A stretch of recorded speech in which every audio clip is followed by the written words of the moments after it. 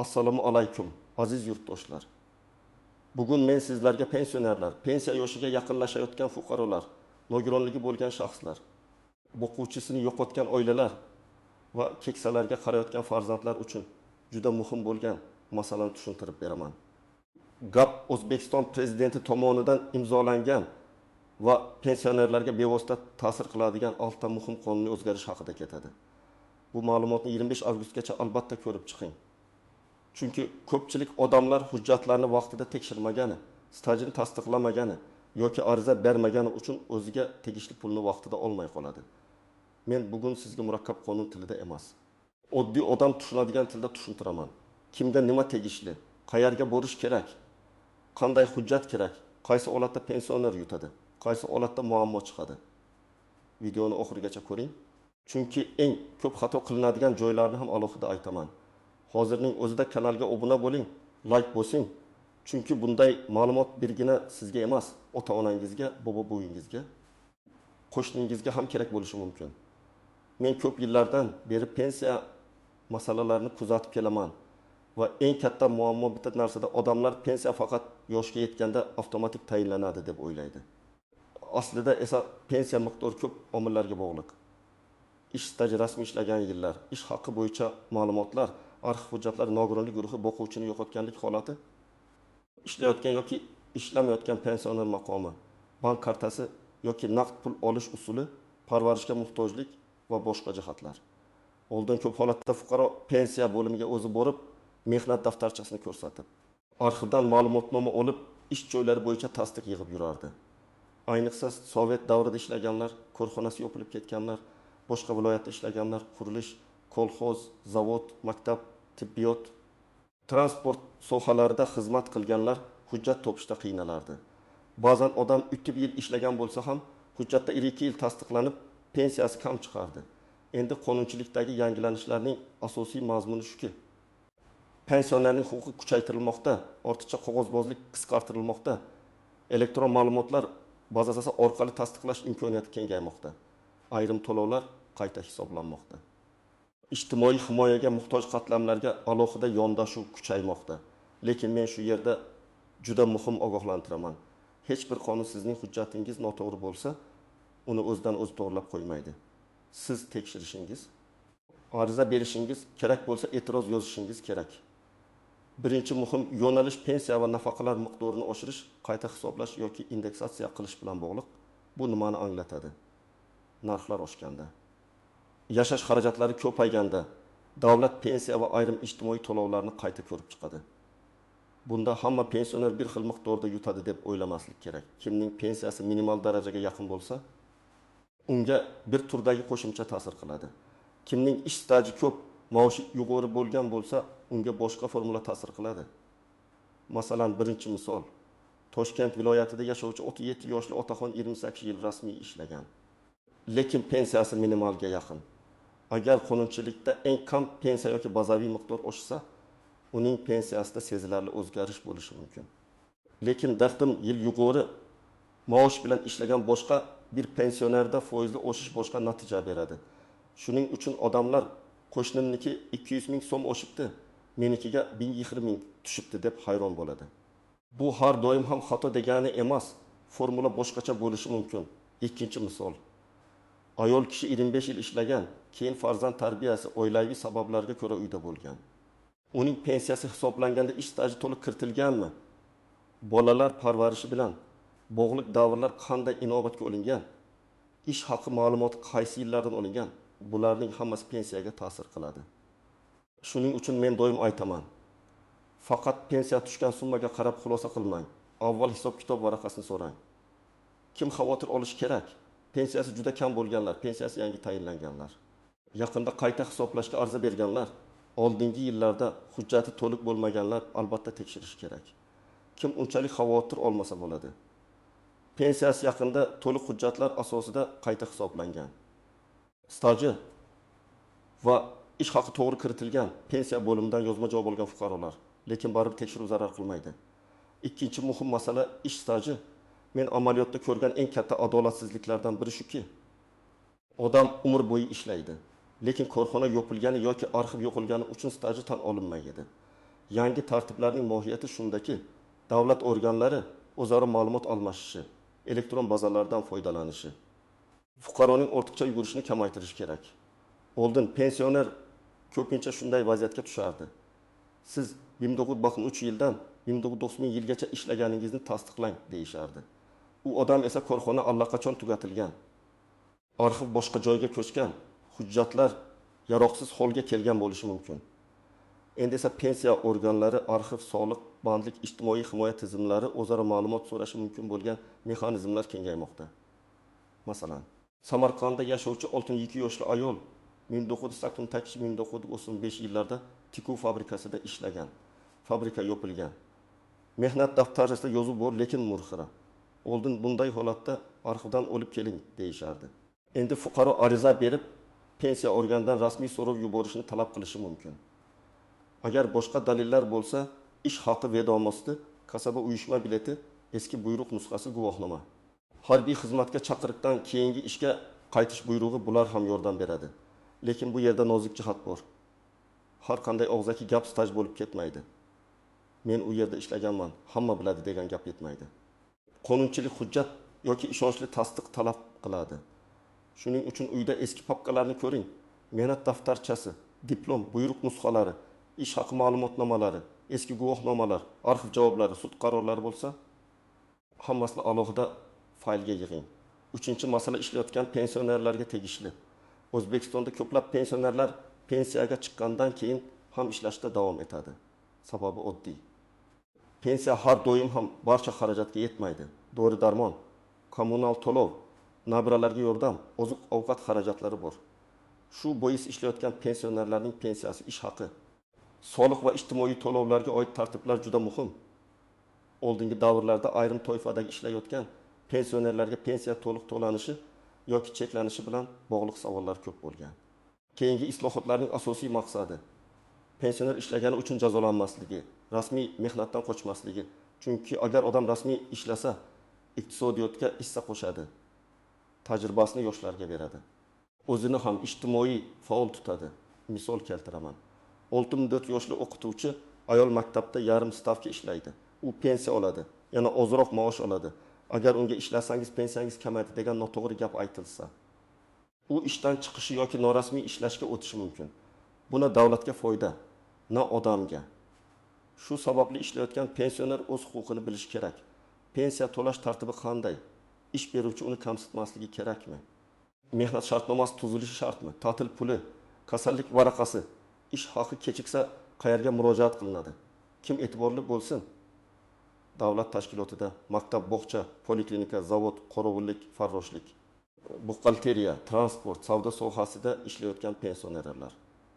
Ayniqsa siz pensionersiz, shartnomasiz ishlayvering deyishsa, ehtiyot bo'ling. Shartnomasiz ishlasangiz ish haqi bo'yicha da'vo qilish qiyinlashadi. Jarohat bo'lsa kompensatsiya masalasi murakkablashadi. Keyingi qayta hisob kitoblarda muammo chiqishi mumkin. 4-yo'nalish pensionerlarning faqat pensiyasi emas, balki ijtimoiy xizmatlar va qo'shimcha yordamlar bilan bog'liq. Men buni juda muhim deb hisoblayman. Chunki ba'zi keksalar puldan ham ko'ra ko'proq parvarish, dori, uyga kelib xizmat ko'rsatish, huquqiy maslahat, reabilitatsiya vositalariga muhtoj bo'ladi. Yolg'iz yashaydigan pensioner, nogironligi bo'lgan keksa, farzandlari chet elda bo'lgan ota-ona, harakatlanishi qiyin bo'lgan fuqaro, mahalla ijtimoiy xodim, tibbiyot muassasasi orqali alohida ro'yxatga olinishi mumkin.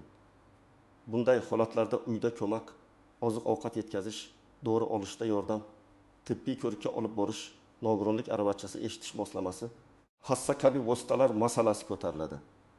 Masalan, 7-8 yoshli onaxon yolg'iz yashaydi, farzandi boshqa viloyatda. U pensiyasini oladi, lekin bankomatga bora olmaydi, poliklinikaga navbatda tura olmaydi. Bunday holatda faqat pensiyasi bor-ku deb qo'yib bo'lmaydi. Ijtimoiy xizmat kerak. Yangi tartiblar aynan shunday zaif toifalarni aniqlash, manzilli yordam berish, mahalla va ijtimoiy himoya tizimi orqali nazorat qilishga qaratilgan. Lekin bu yerda ham muammo bor. Ayrim pensionerlar uyat qiladi, murojaat qilmaydi. Men tilanchi emasman deydi. Men bunday insonlarga hurmat bilan aytaman. Bu tilanchilik emas, bu sizning qonuniy huquqingiz.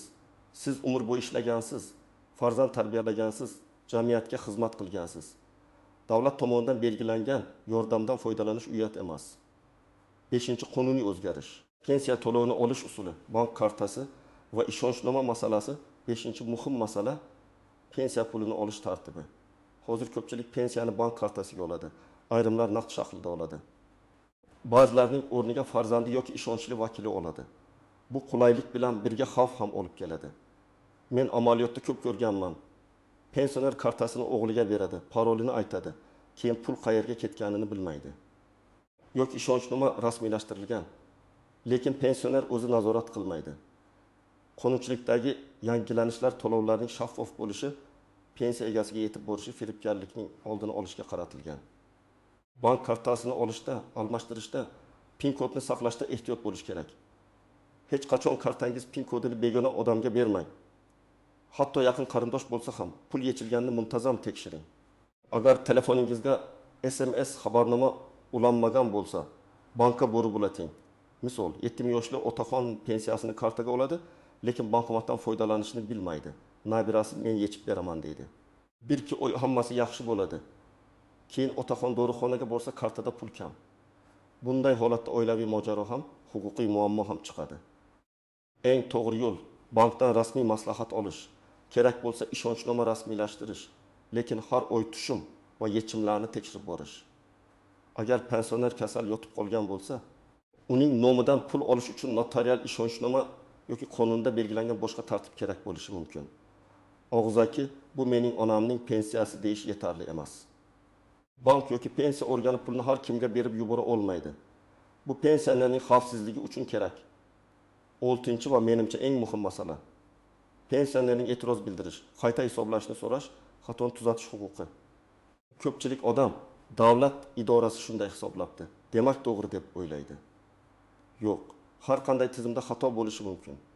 Familiya noto'g'ri yozilishi, staj yili tushib qolishi, ish haqi ma'lumoti noto'g'ri kiritilishi. Nogironlik hujjati vaqtida bazaga tushmasligi, boquvchisini yo'qotganlik nafaqasida oila tarkibi yangilanmasligi mumkin. Sizning huquqingiz bor. Pensiya qanday hisoblanganini bilishga, hisob kitobni tushuntirib berishni talab qilishga, yozma javob olishga, yuqori turuvchi organga yoki sudga murojaat qilishga. Men har doim maslahat beraman. Og'zaki gap bilan cheklanib qolmang. Boravering. Keyin ko'ramiz degan javob sizga huquqiy himoya bermaydi. Ariza yozing, kirim raqamini oling, javob muddatini kuting. Masalan, pensioner 35 yil ishlaganman deb hisoblaydi, lekin pensiya hujjatida 29 yil ko'rsatilgan. Bu yerda darhol janjal qilish shart emas. Avval hujjatlarni taqqoslang. Mehnat daftarchasidagi yozuvlar, arxiv ma'lumotlari, harbiy xizmat, oliy o'quv yurtidagi kunduzgi ta'lim davri, bola parvarishi davri. Boshqa ijtimoiy ahamiyatga ega davrlar qanday kiritilganini tekshiring. Keyin aniq talab bilan ariza yozing. Falon yillar stajim hisobga olinmagan, qayta ko'rib chiqishingizni so'rayman. Endi eng ko'p adashtiradigan nuqtalarni aytaman. Birinchidan, hamma yangilik ham hamma pensionerga bir xil ta'sir qilmaydi. Kimdir yoshga doir pensiya oladi, kimdir nogironlik pensiyasi, kimdir boquvchisini yo'qotganlik pensiyasi, kimdir ijtimoiy nafaqa oladi. Bularning tartibi bir-biridan farq qiladi. Shuning uchun qo'shningizga tushgan pul sizga ham aynan shuncha tushishi shart emas. Ikkinchidan, pensiya oshishi degan darhol o'sha kuni bank kartaga pul tushadi degani emas. Hisob kitob, reyestr, bankka o'tkazish to'lov sanasi bor. Ba'zan bir necha kun farq bo'ladi. Lekin bir oy o'tib ham pul tushmasa yoki hisob kitobda farq bo'lsa, albatta murojaat qiling. Uchinchidan, 25 avgustgacha tanishib chiqish deganda men buni shunday tushuntiraman. Bu sanani o'zingiz uchun nazorat muddati qilib oling. Ya'ni shu kungacha hujjatlaringizni ko'ring, pensiya miqdoringizni tekshiring, stajingiz to'g'ri kiritilganmi aniqlang, bank kartangiz ishlayaptimi ko'ring. Ijtimoiy yordamga ehtiyoj bo'lsa, mahallaga murojaat qiling. Bu 25 avgustdan keyin hamma huquq yo'qoladi degani emas, lekin kechiktirsangiz pulni vaqt olmasligingiz mumkin. 4-dan, firibgarlardan ehtiyot bo'ling. Men pensiyangizni oshirib beraman, falon pul bering, prezident imzolagan ro'yxatga kiritaman, kartangizni bering, yordam pulini tushiraman degan odamlarga ishonmang. Rasmiy to'lovlar hech qachon begona odamning kartasi orqali berilmaydi. Sizdan PIN kod, SMS kod, pasport nusxasini shubhali guruhga yuborish talab qilinsa, bu xavfli. Beshinchidan, agar pensioner vafot etgan bo'lsa, uning pensiyasi, dafn puli, meros, bankdagi qoldiq mablag'lar alohida tartibda rasmiylashtiriladi. Qarindoshlar ko'pincha kartada pul qolgan, yechib olaylik deb o'ylaydi. Bunday harakat keyinchalik huquqiy muammo tug'dirishi mumkin. Notarius, bank va tegishli organ orqali qonuniy yo'l bilan rasmiylashtirish kerak. Endi men sizga aniq reja beraman. Birinchi qadam, uyda barcha hujjatlarni yig'ing. Pasport yoki ID karta, pensiya guvohnomasi, mehnat daftarchasi, arxiv ma'lumotnomalari, ish haqi haqida ma'lumotlar, nogironlik bo'yicha tamak yoki tibbiy hujjatlar, boquvchisini yo'qotganlikka oid guvohnomalar. Nikoh va tug'ilganlik guvohnomalari, bank kartasi ma'lumotlari, bularning hammasini bir papkaga soling. Ikkinchi qadam, pensiya hisob kitobingizni tekshiring. Tuman yoki shahar pensiya bo'limiga, ijtimoiy himoya organiga yoki mavjud elektron davlat xizmatlari orqali murojaat qilib, pensiyangiz qanday asosda hisoblanganini so'rang. Menga pensiyamning hisob kitobi bo'yicha tushuntirish berishingizni so'rayman deb yozma ariza bering. Arizangizga sana qo'ying, nusxasini o'zingizda saqlang. Uchinchi qadam, ish stajdagi bo'shliqlarni aniqlang. Mehnat daftarchangizda qaysi yillar bor, qaysi yillar yo'q, qaysi joyda muhr xira, qaysi davrda ish joyingiz o'zgargan, bularni alohida ro'yxat qiling. Masalan, 1995-1999 yillar zavod, 1990-1990 o'sha yillar qurilish tashkiloti, 1994-1998 yillar maktab. Har bir davr bo'yicha tasdiqlovchi hujjat topishga harakat qiling. To'rtinchi qadam, mahallaga boring. Agar pensioner yolg'iz yashasa, parvarishga muhtoj bo'lsa, nogironligi bo'lsa, dori darmonga qiynalsa, kommunal to'lovlarda muammo bo'lsa, mahalla raisi, xotin-qizlar faoli, ijtimoiy xodim yoki hokim yordamchisiga murojaat qiling. Men ijtimoiy holatimni o'rganib chiqishingizni va tegishli yordam choralarini ko'rishingizni so'rayman deb yozma ariza qoldiring. Beshinchi qadam, bank kartangizni tekshiring. Karta muddati o'tmaganmi? SMS xabarnoma ulanganmi? PIN kod xavfsizmi? Pensiya to'g'ri tushyaptimi? Bularni bankdan aniqlang. Agar kartani yo'qotgan bo'lsangiz, darhol blok qildiring. Agar pul tushmayotgan bo'lsa, bank va pensiya organidan alohida ma'lumot oling. 6-qadam. Agar xato topsangiz, tinch va rasmiy yo'l tuting. Ariza yozing, hujjat ilova qiling, javobni kuting. Javob sizni qoniqtirmasa, yuqori tashkilotga shikoyat qiling. Zarur bo'lsa, bepul yuridik maslahat markazlari, adliya organlari yoki sudga murojaat qilish mumkin. Eng muhimi, menga og'zaki aytishdi bilan qolmang. Aziz yurtdoshlar, bugun men sizga pensionerlar uchun muhim bo'lgan 6 ta asosiy yo'nalishni tushuntirdim. Pensiya miqdorini qayta ko'rish, ish stajini tasdiqlash, ishlayotgan pensioner huquqlari, yolg'iz va muhtoj keksalarni ijtimoiy qo'llab-quvvatlash, pensiya to'lovini xavfsiz olish, xatolarni tuzatish va qayta hisoblash huquqi. Bu masalalar har bir oilaga tegishli. Chunki har birimizning uyimizda ota-ona, bobo-bu yoki pensiya yoshiga yaqin inson bor. Men sizdan iltimos qilaman. Bu ma'lumotni befarq qoldirmang. 25 avgustgacha o'zingiz yoki yaqinlaringizning hujjatlarini tekshiring. Pensiya miqdorini solishtiring, stajni ko'rib chiqing, bank kartasini nazorat qiling. Kerak bo'lsa, mahalla va pensiya bo'limiga yozma murojaat qiling. Bir kunlik harakat ba'zan oyma-oy qo'shimcha pul yoki muhim ijtimoiy yordam olib kelishi mumkin. Agar sizda pensiya bo'yicha savol bo'lsa, izohlarda yozing. Yoshingiz va stajingiz, qaysi masalada muammo borligini qisqacha ko'rsating. Men keyingi videolarda eng ko'p berilgan savollarga alohida javob beraman. Videoni foydali deb bilsangiz, like bosing, kanalga obuna bo'ling va albatta yaqinlaringizga yuboring. Chunki qonunni bilgan odam o'z haqini yo'qotmaydi.